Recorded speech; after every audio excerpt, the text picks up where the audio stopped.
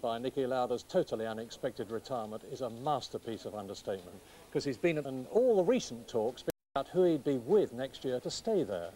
But it's typical of the man, because Niki's serious, curt, antisocial, and frighteningly intense in his application to his chosen life.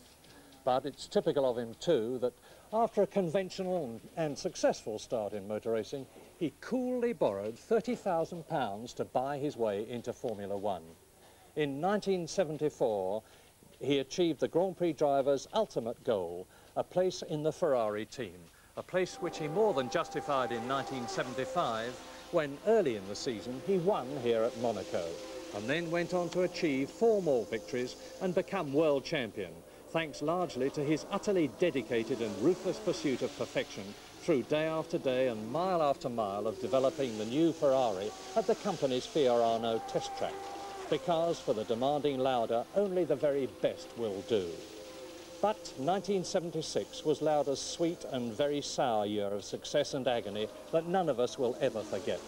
For after 5 magnificent wins in the Ferrari, and with the World Championship virtually assured again, he had his horrific fiery crash in the German Grand Prix at the Nürburgring, a circuit he was very much against. In hospital, he was fully expected to die, but his fight for survival was nothing less than you'd expected of him.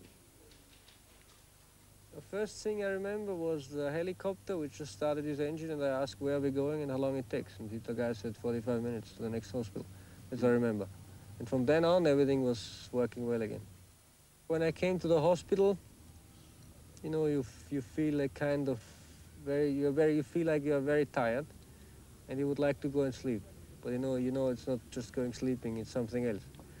And then you just fight with the brain. You hear noises and you hear voices, and you just try to listen what they're saying, and you try to keep your brain working, and to get the body ready to fight against the illness. And I think this was very good that I did that, because in that way I survived.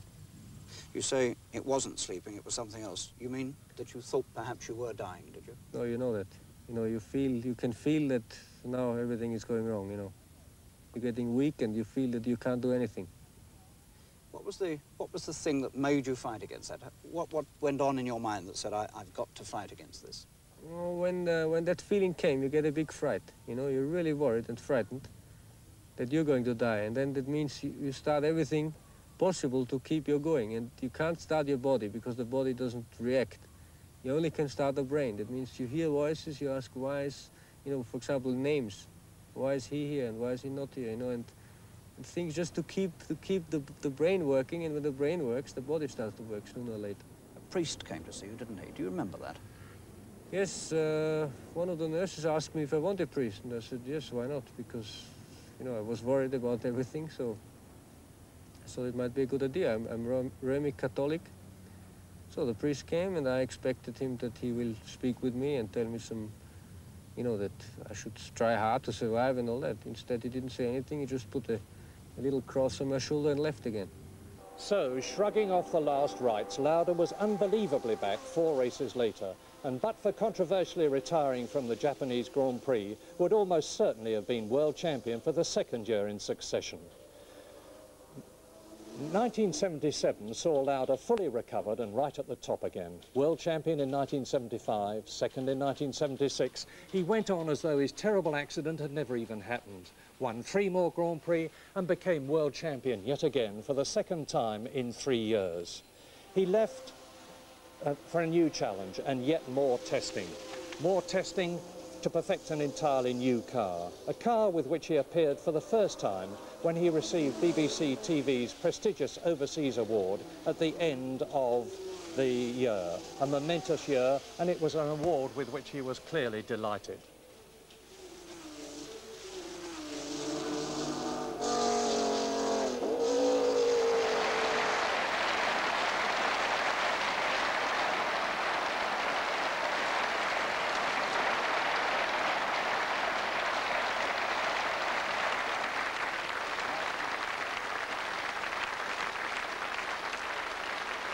Now, Niki's one of the finest development drivers in the business, and with his new team, he worked ceaselessly to hone the Brabham Alpha to a state of winning perfection.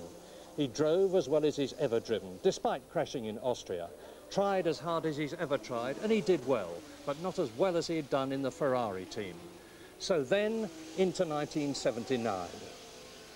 A crash in Ferrari, a new year ahead of him, with yet another new car, the Brabham Alpha V12. But it's been Nicky's worst year ever, with only 2 finishes in 14 Grand Prix. Although, ironically, he won what was to be his last race, the non-championship event at Imola 2 weeks ago. But for Grand Prix after Grand Prix, Niki Lauda has suffered this year the unaccustomed situation of unreliability. Unreliability he never knew at Ferrari. So, after a year of comparative disaster, even his Imola win clearly wasn't enough to motivate him, as Jackie Stewart